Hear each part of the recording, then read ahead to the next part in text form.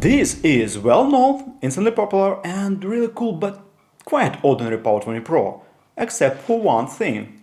No, it's not about the DJI O4 unit. Also, of course, I'm talking about GPS. So, my drone went through some evolution, incremental improvements, and I came to the conclusion that GPS is essential for this drone. Considering it's a sub 250 gram drone, you can fly it in the city, which means you are potentially exposed to some hazards like mobile network antennas and other radio interferences. Plus, you might get lost in the air. Sounds pretty convincing, right? I will show you my own example and strictly my vision of this drone, but the main point, as always, is the idea. You can adapt it however you want.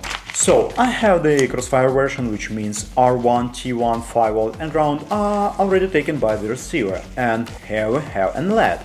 According to the instruction on the official BetaFPV website, you can share 5V and ground with the receiver and connect RX and TX to T6 and R6. But I took a different road. I get that people love LED, they look great at night, I like them too, but I decided to sacrifice it and shave off 4.5 grams from the drone that also fit up 5V and ground. So in my case I soldered ground, 5V, R6 and T6. Remember, just to be clear, TX goes to RX, RX goes to TX. You know the drill, right? So R6 is TX to GPS and T6 is RX to GPS. Okay, let me show you what it looks like on my own actual drone and then we'll go through the settings. But first, give me a few minutes.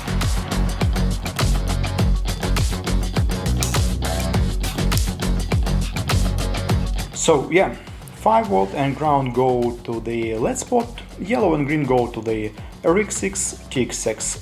That's it.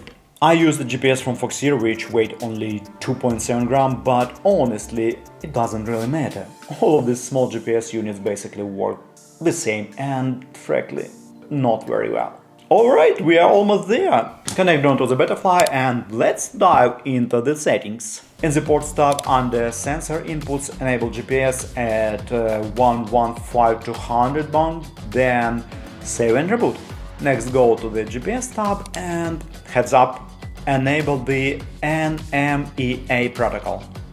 Then in the File Save tab, select GPS rescue mode with a minimum of 5 satellites.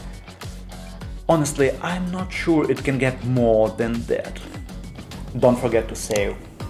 Also, in the Modes tab, set up and aux switch to activate GPS rescue. And now it's time to fly and see how it all works, shall we? Alright, so here we are, and let's see how long it takes for the drone to look onto a satellite. Yeah, this is a cold start, meaning the drone's being powered on for the very first time today, and obviously it takes some time to search for satellites. In our case it took almost 2 minutes, which is pretty long, and we only got 5. Okay guys, so if you like this kind of stuff, feel free to subscribe. It really helps. Your likes, your comments, your views, any feedback. That's why I keep making videos. Welcome to Tango 2.